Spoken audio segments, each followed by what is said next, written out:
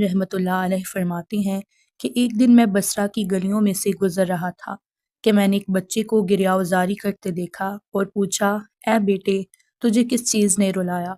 उसने जवाब में कहा, जहन्नम के खौफ ने। मैंने कहा, ए मेरे बेटे, अभी तू छोटा है फिर भी जहन्नम से डरता है। वो कहने लगा, ए मेरे मोहतरम, मैंने अपनी अम्मी जान को देखा कि वो आग जलाते हुए पहले छोटी लकड़ियां जलाती हैं, फिर बड़ी। तो मैंने पूछा, अम्मी जान, आप पहले छोटी लकड़ियां क्यों जलाती हैं और बाद में बड़ी लकड़ियां क्यों?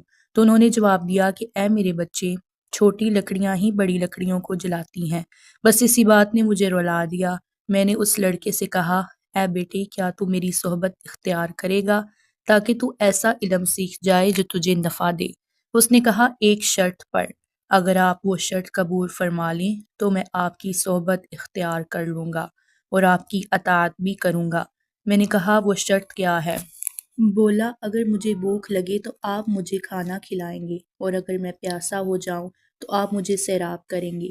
अगर मुझसे ख़ता हो जाए तो आप मुझे माफ़ फरमा देंगे और अगर मैं मर जाऊं तो आप मुझे ज़िंदा करेंगे।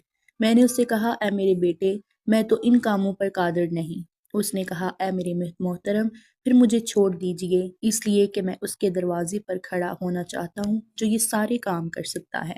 उम्मीद करती हूँ नाजरीन कि आप सबको ये वीडियो ज़रूर पसंद आई होगी। वीडियो पसंद आई हो तो वीडियो को लाइक करें, शेयर करें और चैनल को सब्सक्राइब करें। अल्लाह हाफिज़।